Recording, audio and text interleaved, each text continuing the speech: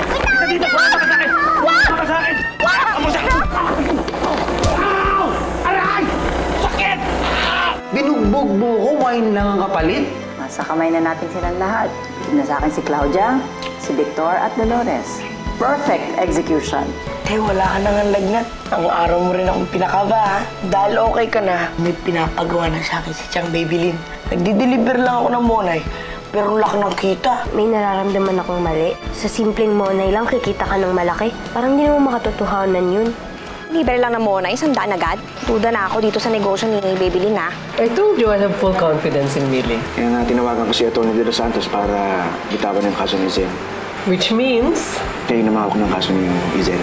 It'll be my pleasure. Parang pakiramdam ko, isang araw makukuha na naman ni Elmo si Elisa. Sigurado ka ba si Elmo yun? Nakita ko talaga si Elmo yun. Nag-away pa nga sila ni Millie eh. Sino Millie? Yung bagong kaibigan ni Ma'am Claudia. Sa katunayan niya, siya nga yung nagsalba sa buhay ni Elisa eh. Huwag kayong magtitiwala kung kanino lang. Lalo na ngayon, hindi pa rin natin sila nahanap. Kain ka, Roman. Upo ka dito. Kukunan kita ng plato, ha?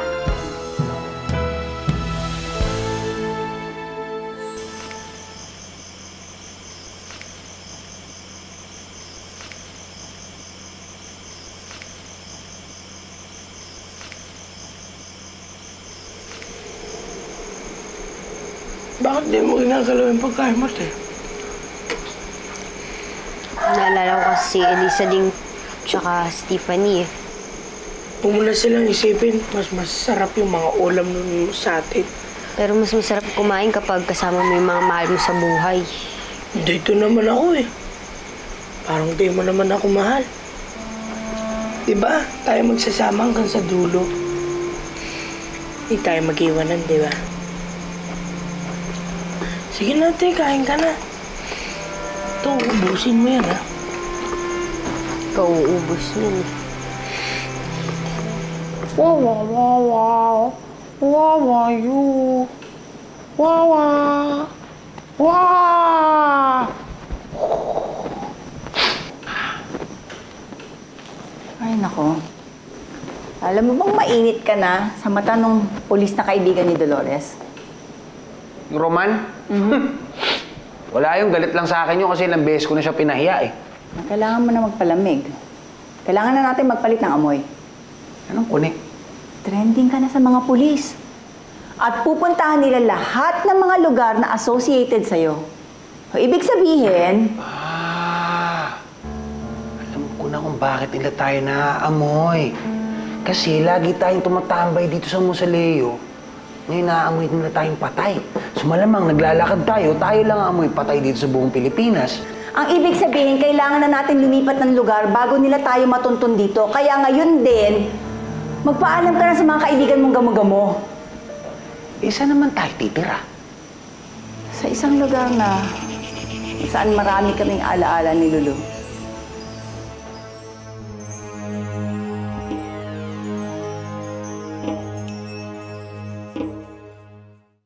Ay, naku. Nakakainis. Nag-file pa sila ng motion for reconsideration ng mga Grayson.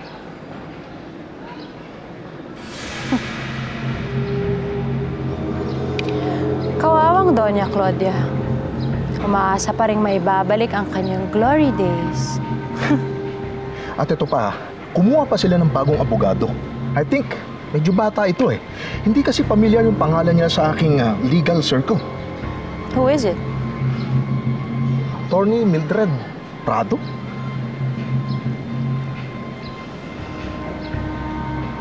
Ba, parang akit ng ligaw lang ah. Siyempre, kailangan presentable ka sa mga customer mo. Mamaya sa iba bumili ng muna yun. Papagalitan pa ako ni Chang Babylin. O, te, ano nga palang gusto mo pasalubong pag-uwi ko? Hindi, huwag na. Ipunin mo na lang yung pera mong pampasalubong ko. Sige, madali naman ako kausap eh. Sige, ingat ka. Sige, te.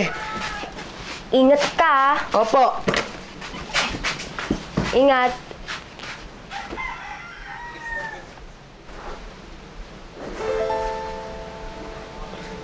Naiwan ni Tomtom yung pitaka niya. Tomtom! Tomtom! Tom! Yan sinasabi ko sa'yo eh. Tawa ka ng tawa dyan. Walang kaalam-alam si Taba. Eh, paano mo naman kasi naisip na ipalaman yun sa Monay? Ano ka ba? Kanya-kanyang diskarte lang yan. Hindi na uso ang bag ngayon. Hindi na uso ang stop toys. Oh, eh, para maiba naman, ginawa ko Monay naman. O, di ba ang ganda? Talentado ka talaga, best friend, ha? Ano? Ang sabi mo? Talentado. Tarantado? Talentado? Ano naman? Wala na na yata ako. Dinig ko tarantado sinabi mo eh. Dagdagan mo pa yan, Ay, tama na. Ikaw naman kasi eh. Siyempre, kanya-kanyang diskarte yan. Okay? Kung sumasama ka sa akin, hindi ka umalis, eh di sana eh, kumikita ka na sa droga ngayon. Eh, wala nga eh. Akala ko nga, kaagad na buhay ko doon. Droga? Abulin na lang. Droga yung dinideliver ni Tom-Tom. Mas saan may pera? Kailangan ko mapuntahan yung kapatid ko. Teka lang eh. Magpakalo lang tayo. Kasama ka na eh.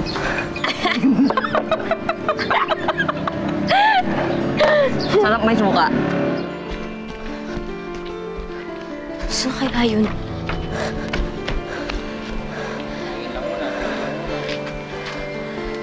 Saan ba yun? Saan ba siya dumaan?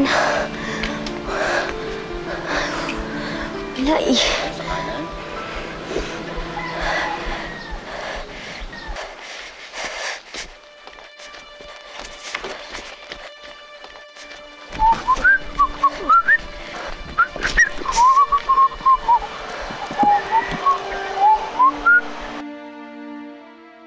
Tom-Tom? Tom-Tom!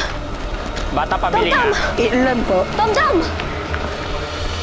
Tom-Tom, wag! Akin na yan. Ano to? Kay kuya yan eh. Ha? Ilan pa ba paninda mo? Baka meron pa. Para din naman paggagawan sa ineng. Last na po yun. Isa na lang eh. Kuya, akin na lang po to kasi po gutom na po ako ya. Salamat po, Ma'am Pulis. Sige na po. Pwede po. Sige siya. Salamat po.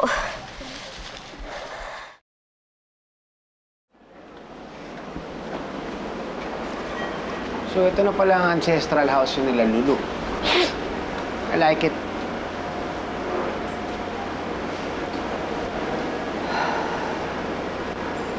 Marami rin nakakalungkot at nakakatakot na mga pangyayari sa bahay na ito. On this very spot, I can still smell the scent. The stench.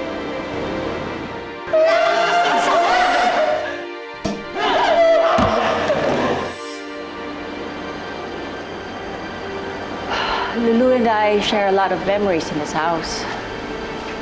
Maraming malungkot, pero meron ding masaya.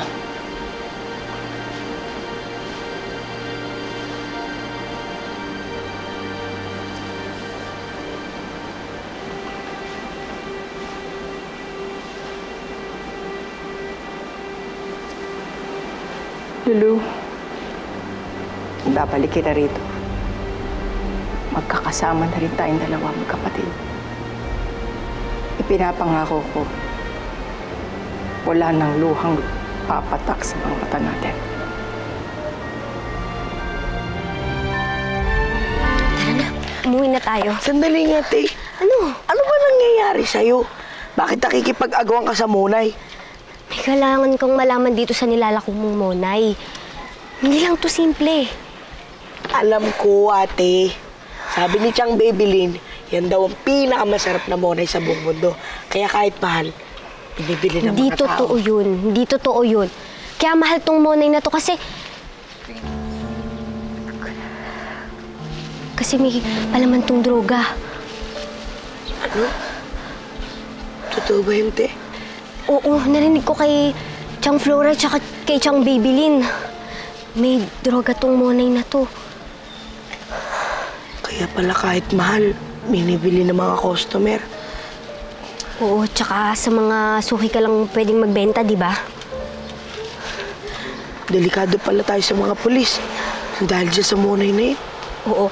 Kailangan natin kausapin si Chang. Malito, tara. Tara. Bisa mo. Alam mo, parang gustong-gusto ko yung vibe nitong bahay na to. I feel at home. Kasi parang patay na lahat na nakatira dito eh. Those are old stories, old characters. In this house, new stories will be written. Ikaw, ako at si Lulu ang susulat ng mga kwentong yon. Maaasahan ko ba ang katapatan mo? Wala naman akong choice eh. Inom pa! Teka lang, daya mo ko eh. Paano yung nagawang ipahamak si Tomtom? Ang sasama ninyo! Sabi nito. Josie, ano ba? Namin mo kayo sinasabi mo? Yung binibenta kong monay, Hoy! may namang droga! Loko to! Ano kung droga, ha? Tinapon mo ba iniinom namin? Kumikita ka naman! Bawal na gamot yun, nakasisira yun ng buhay ng tao. Tapos ipabibenta nyo kay Tomtom? Paano kung mahuli siya ng polis? O, nahuli ba? Ikaw, Josie, ang dami mong arte, ha? Wala na ba talaga kayong pakialam sa amin? Kahit mabasama kami o madisgrasya kami? Wala, bakit kadugo ko ba kayo? Tagal nang pinagsamahan natin, tinuring ka naming ina. Tapos kami, wala lang pala kami sa inyo. Arte mo, Josie! Mali si tatay nang minahal ka niya. Sana pala hindi na lang kami sumama sa inyo. At sasamahan niyo! Ay, tigilan mo kami, ha? Tara, Tomtom.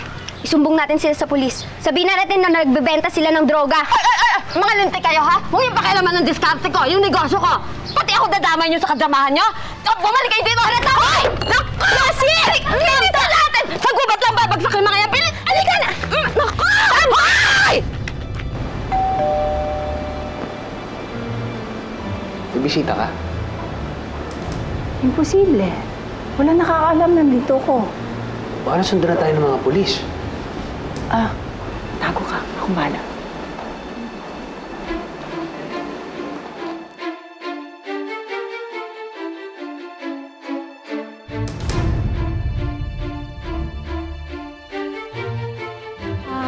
Hi! Pumasok na ako kasi bukas naman yung gate. Nagdo-doorbell ako pero walang tao. Ate Millie. Excuse me. Do I know you? You don't remember me?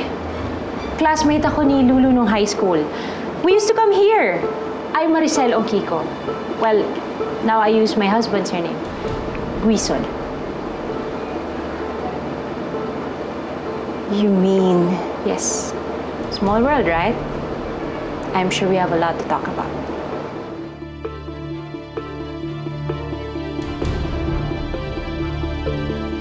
I have to commend you.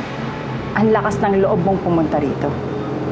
Well, binasura na ng korte ang kaso nila laban sa akin. So that makes me a free woman.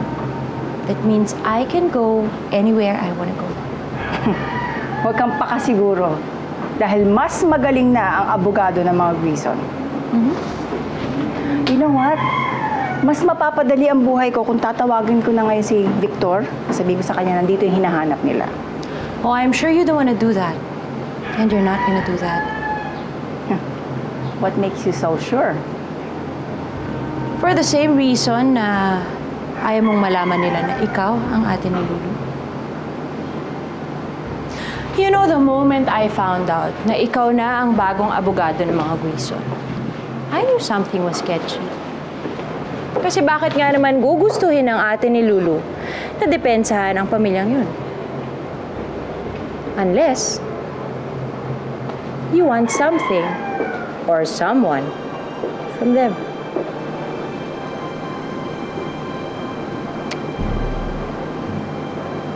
Si Elisa lang ang nakapagpapasaya kay Lulu. At kung yun ang makapagpapasaya sa kapatid ko, I am willing to break the law. Collateral damage ka lang. Distraction para magawa kong plano ko. You know what, ate? Huwag na tayo mag-away. Bakit hindi na lang tayo magtulungan? Magkampihan. I assure you, when this is all over, makukuha mo ang kaisa-isang gusto ng kapatid mo.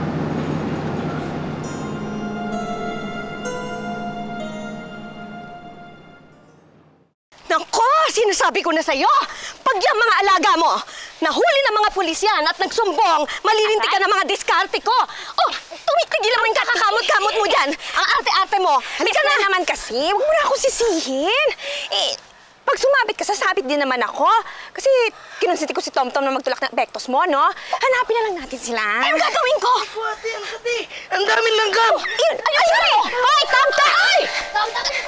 Ay! Ay! Aray! Teka muna! Best friend naman eh! Halika muna! Dali lang ka! Tignan mo! Mga loko bata yan! Ang layo na nila! Hindi na natin mahabol! Tulungan mo ako! Tulungan mo ako! Itayo mo ako! Tomtom! Ay! Halika! Hindi na ako makalakad! Mga loko talagang yan! Bisa mo yan! Josie!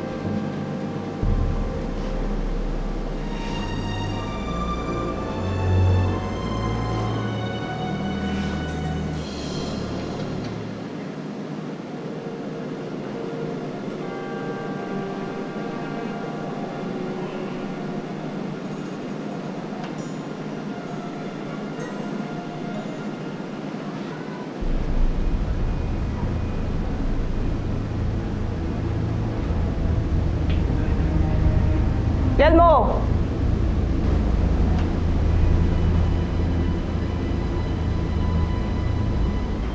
Tawarin mo ako, Mama.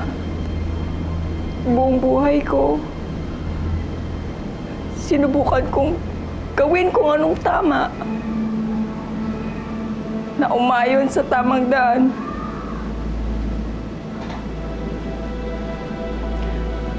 Pero,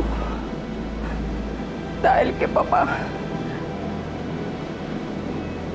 nabaluktot ang aking pag-iisip, ang aking pananaw. Lalo na si Lulu.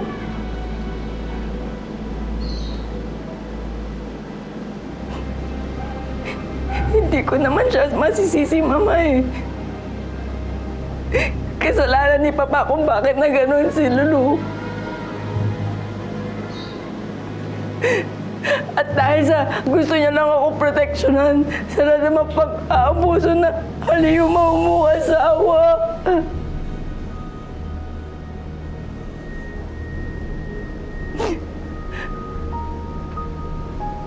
Ngayon, kahit alam kong mali, mapanganib, labag sa batas ng tao, sa batas ng Diyos. Gagawin kong lahat. Masuklian ko lang kung ano mga ginawa ni Lulu para sa akin. Ngayon, ako ang magpoproteksyon sa kanya. Ipagtatanggol ko siya. Kahit na umabot ako hanggang sa dulo ng impyerno.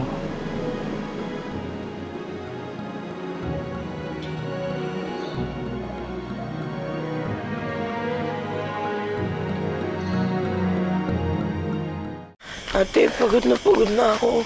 Pwede bang upahinga muna tayo? Mukhang malayo na naman tayo. Tiyang Flora, tsaka tiyang Baby Lily. Tsaka... Gutom ka na.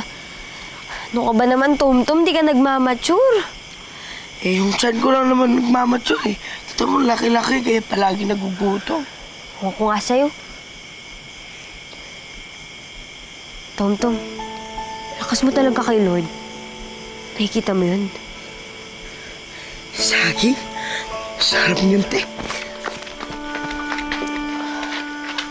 Oh, andali. Baka may-ari niyan.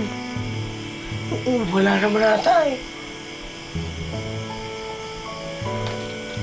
Dali. Ikaw talaga. Kukuha ka rin naman, ikaw talaga. Oo.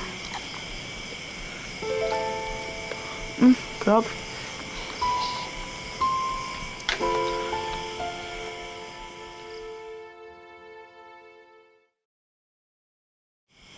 Naantok na ako, te. Ano pa bang mangyayari sa'yo? Nilantakan mo yung buong tining ng saging. Kung sabihin hindi ka pa inaantok, hating gabi na.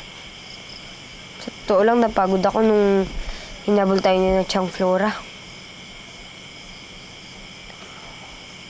Tulog na tayo, te. Sige. Dito na lang muna tayo matulog. Ako dito ka. Sige na, higa ka na. Sana naman walang magpaalis sa atin dito. Oh.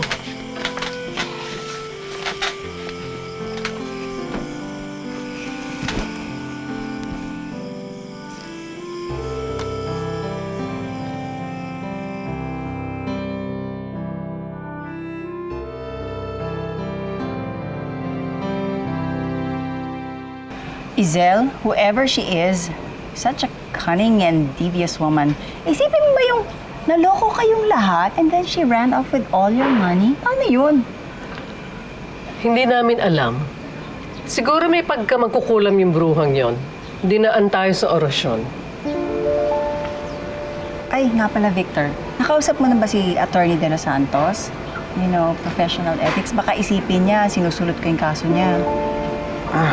Attorney, wala nang tayo magiging problema kay Attorney De Los Santos. Nakapag-usap na kami. Perfect!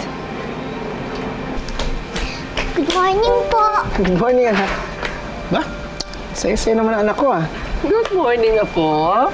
Oh, si Attorney Millie ba? Walang kiss? Good morning. Wow, may kiss na rin ako ngayon. Kasi po, Tita Millie ko na po kayo ngayon.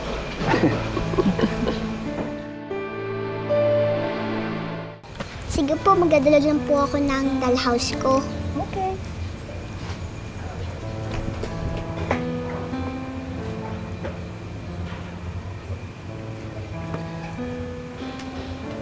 Elisa, bakit mo nilalaro yung duplicate keys ng bahay? Gagawin ko po itong susi ng dollhouse ko. Naku nga, isoli mo yan mamaya ha, baka mawala. Opo. Attorney, excuse me, magpiprint lang ko ng bank documents para sa kakailanganin mo sa kaso. Okay, thank you. Excuse me. Sige, go ahead. Mama, baka kailanganin ko yung pirma mo. Okay. Attorney, excuse us, ha? Go ahead.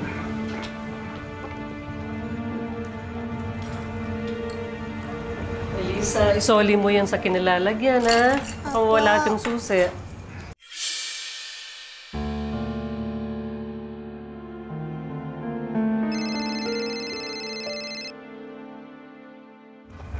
Hello, Elmo.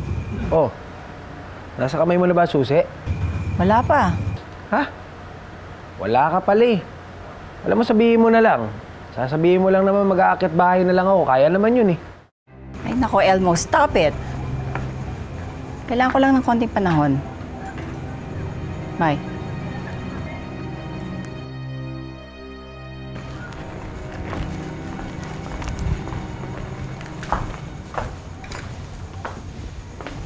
Wow, ang ganda naman ng dollhouse mo.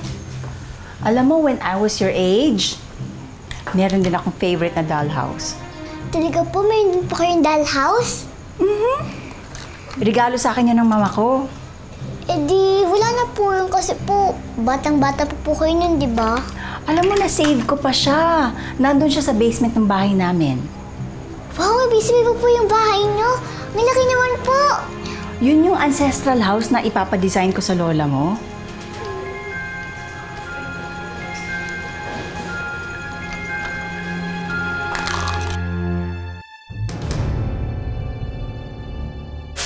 Magsilayas kayo! Puro kayo mga estupido! Huwag na kayo makakabalik sa bahay ko, ha? At sa buhay ko! Tara na, baka pag pumasok tayo dyan, may mapala pa tayo. Paano pag nahuli tayo? Hindi tayo papahuli kung kagalingan natin magtago. Answer prayer! Tutulungan mo ba siya sa plano niya kay Elisa? She's a smart woman. I'm sure she can handle it. Pero alam mo, sana nga talagang mawala na sila sa mundong to. Labas! Mga simbergwensa! Lumabas na kayo bago ko ibuga itong lason sa mga lungga ninyo.